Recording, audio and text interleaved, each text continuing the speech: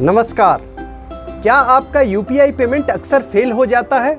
अगर नहीं भी होता तो क्या आप इससे बचना चाहते हैं? तो फिर आपको यूपीआई लाइट का इस्तेमाल करना चाहिए। कोई पूछ सकता है कि ये यूपीआई लाइट है क्या?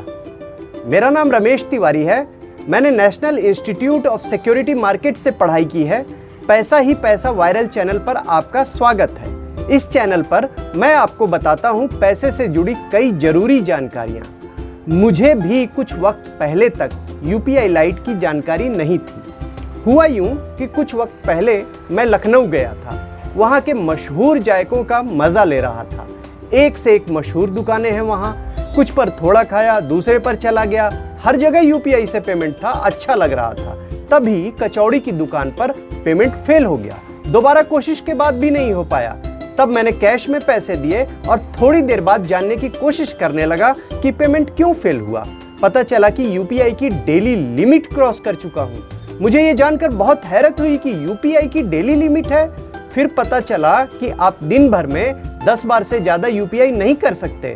मुझे लगा कि इस तरह के मौके तो कई बार आते हैं जब दिन भर में 10 बार से ज्यादा यूपीआई पेमेंट की जरूरत पड़ती है। यह तो किसी के साथ भी हो सकता है। आखिर इसका क्या उपाय हो सकता है?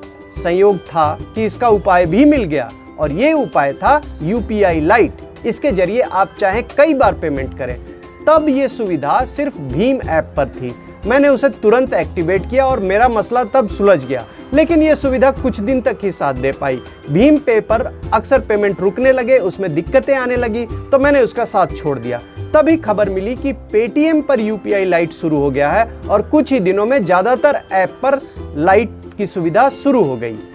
अब यूपीआई लाइट को चालू करने के लिए क्या करना होगा ये मैं आपको बताता हूं। पहले ये समझ ले कि ये जो लाइट है वो यूपीआई का ही दूसरा रूप है। ये यूपीआई वाले ऐप पर ही चलेगा। आपको अपना यूपीआई ऐप खोलना होगा। ये पेटीएम, फोन पे, गूगल पे और भीम पे ये सब यूपीआई ऐप हैं। इन पर ये आसानी से एक्टिवेट किया जा सकता है।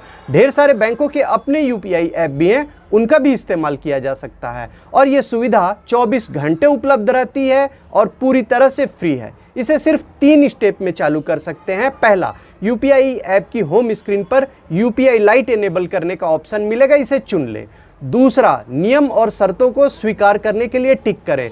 और तीसरा, जितनी रकम आप यूपीआई लाइट में जोड़ना चाहते हैं, 100 रुपए, 200 रुपए, 500 रुपए, उतना पैसा लोड करें। हो गया यूपीआई लाइट चालू। याद रहे, आप यूपीआई लाइट में एक बार में 2000 रुपए तक ही लोड कर सकते हैं और दिन भर में इससे 4000 रुपए तक लोड कर सकते हैं। इससे ज़्यादा नहीं खर्च कर सकते। यानी 2 बार में 2-2 हजार रुपए करके इसे रिचार्ज किया जा सकता है। अब आप पूछेंगे कि लोड तो कर लिया, लेन देन कैसे करें? ये ठीक वैसे ही होगा जैसे आप यूपीआई करते हैं। ऐप खोलिए, जिसे भुगतान करना है उसका QR कोड स्कैन करें और या मोबाइल नंबर चुनें और उस पर पैसा डाल दें।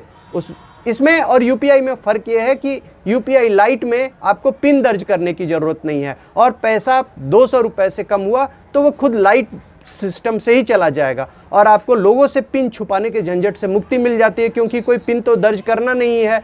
अगर रकम 200 रुपये से ज़्यादा हुई तो पिन दर्ज करना होगा, तब फिर यूपीआई पेमेंट होगा। और 2000 रुपये तक आप 1 रुपये, 2 रुपये, 5 रुपये, चाहे जितना चाहे उतने का पेमेंट करें।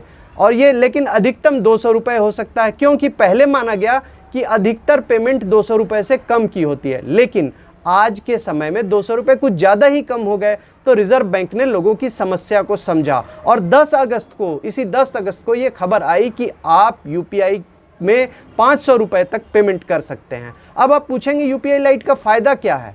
ये जो सिस्टम ये लोग चलाते हैं लाइट, वो कहते हैं कि इसमें सिस्टम फेल होने की संभावना, पेमेंट रुकने की संभावना कम होती है। यूपीआई सिस्टम में 2 बैंक जुड़े होते हैं, इसलिए संभावना बढ़ती है। लाइट में सिर्फ एक बैंक से जुड़ना होता है, दूसरे में तो वहाँ पैसा लोड ही होता है लाइट पे, तो वहाँ से आपको आसानी होती है। दूसरे, आपको पासबुक और स्टेटमेंट अपना साफ सुथरा मिलेगा। अब आप बोलेंगे कि इसमें क्या फ़ायदा है? अगर आपको अपना पासबुक ऐसा दिखे जिसमें कि 2 रुपये और 5 रुपये के ट्रांजैक्शन भरे पड़े हों, कभी आपने स्टेटमेंट निकलवाया वो कई पन्नों का निकल रहा है और आप उसमें जो अपना ट्रांजैक्शन खोज रहे हैं वो मिल नहीं रहा है, क्योंकि उसमें 5 रुपये और 10 रुपये का लेन देन भरा हुआ है, तो अगर आपका लाइट खाता है तो ऐसा नहीं होगा। वो इसलिए कि 500 रुपये तक के नीचे के जो पेमेंट है वो तो लाइट पे जाके दर्ज होंगे, वो आपके बैंक खाते में नहीं दर्ज होंगे।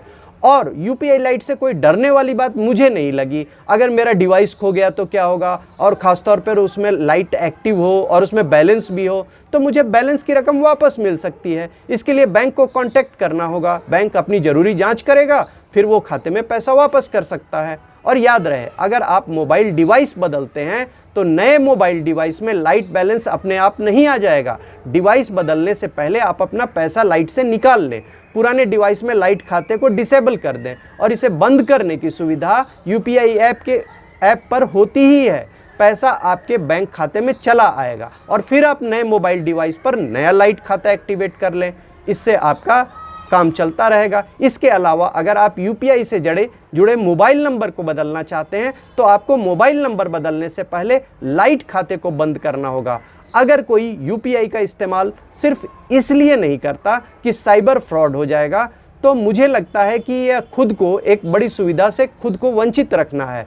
साइबर फ्रॉड से बचने का उपाय हो सकता है हम एक ऐसा अलग बैंक खाता खोल लें जिसमें 1000, 2000, 5000 रुपए अपनी सुविधा के हिसाब से मैक्सिमम रखते हैं, फिर उसे यूपीआई से जोड़ लें। जब हम यूपीआई का इस्तेमाल करने लगेंगे तो यूपीआई लाइट भी पसंद आने लगेगा। शुक्रिया। अगर मेरी बात पसंद आए तो लाइक, सब्सक्राइब और शेयर जरूर करें। धन्यवाद।